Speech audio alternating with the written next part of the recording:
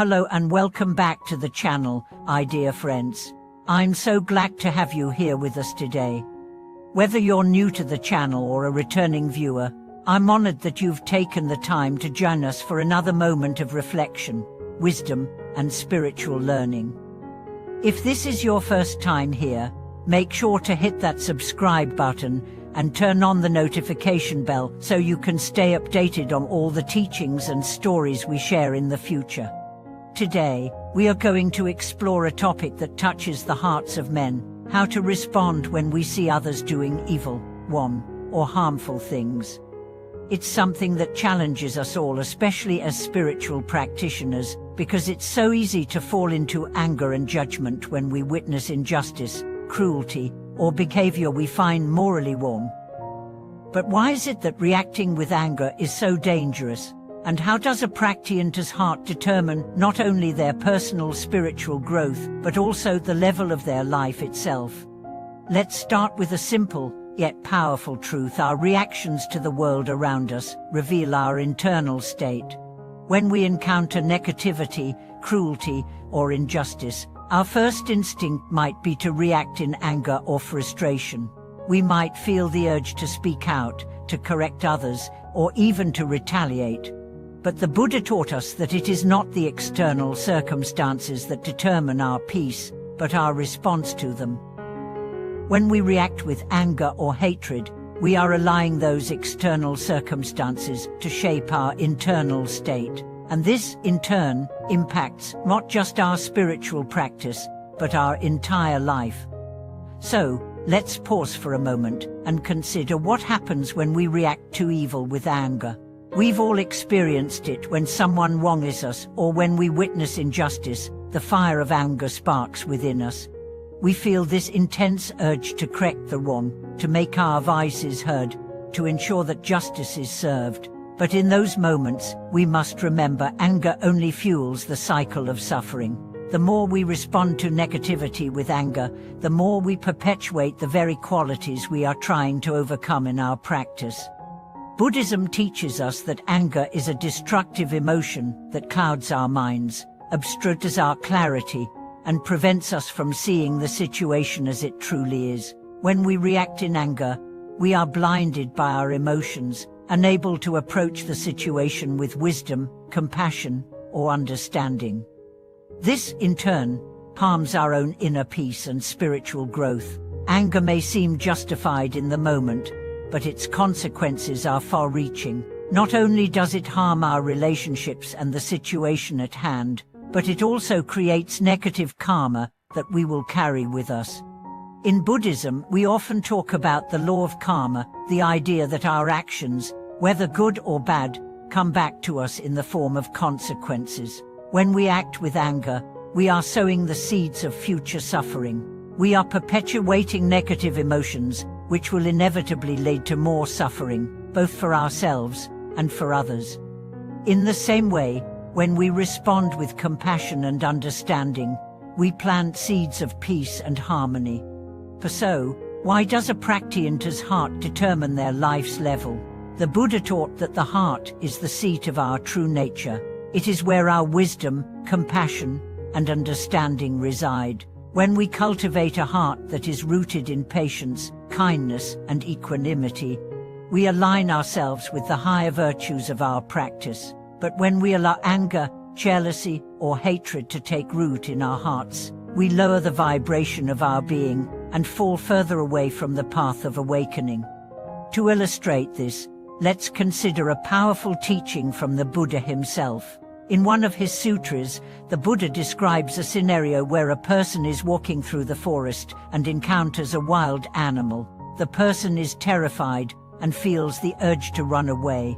But the Buddha asks, what would happen if the person, instead of running, stood still and faced the animal with calmness and compassion? The answer, of course, is that the person would be less likely to be harmed, as they would not provoke the animal with fear or hostility. In the same way, when we face challenges in our lives, whether it's someone doing something wrong or an external situation that provokes us, we have a choice in how we respond. If we react with anger, we are essentially provoking the situation further, fueling the cycle of suffering. But if we respond with calmness, patience, and wisdom, we diffuse the situation and prevent ourselves from falling into negativity. This is not to say that we should ignore injustice or not stand up for what is right. Compassion does not mean passivity or indifference. In fact, standing up for justice and confronting wrongdoing with wisdom and kindness is one of the highest forms of compassion. But how we respond is key. If we approach the situation with anger, we will only make things worse. If we approach it with calm, clarity, and compassion, we are more likely to create a solution that benefits everyone involved. One of the most profound aspects of Buddhist practice is the idea of transforming negative situations into opportunities for growth. The Buddha didn't teach us to avoid the world or to shy away from challenges. Instead, he taught us how to respond to the world with wisdom and compassion. True strength lies not in reacting with force or anger, but in responding with calmness, patience, and understanding. When we can face the world with an open heart, without getting swept away by our emotions, we create the space for true peace to arise both in our own hearts and in the world around us. This teaching applies not only to how we respond to others, but also to how we respond to ourselves. How often do we criticize ourselves when we make mistakes or fall short of our expectations? How often do we react with self-blame or frustration when things don't go as planned? The same principle applies here. When we face our own shortcomings with anger and self-judgment, we only create more suffering for ourselves. But when we approach ourselves with patience, understanding, and compassion, we create the conditions for growth and transformation. It's important to remember that our spiritual practice is not about avoiding negative emotions or pretending that they don't exist. It's about learning how to transform those emotions into opportunities for growth.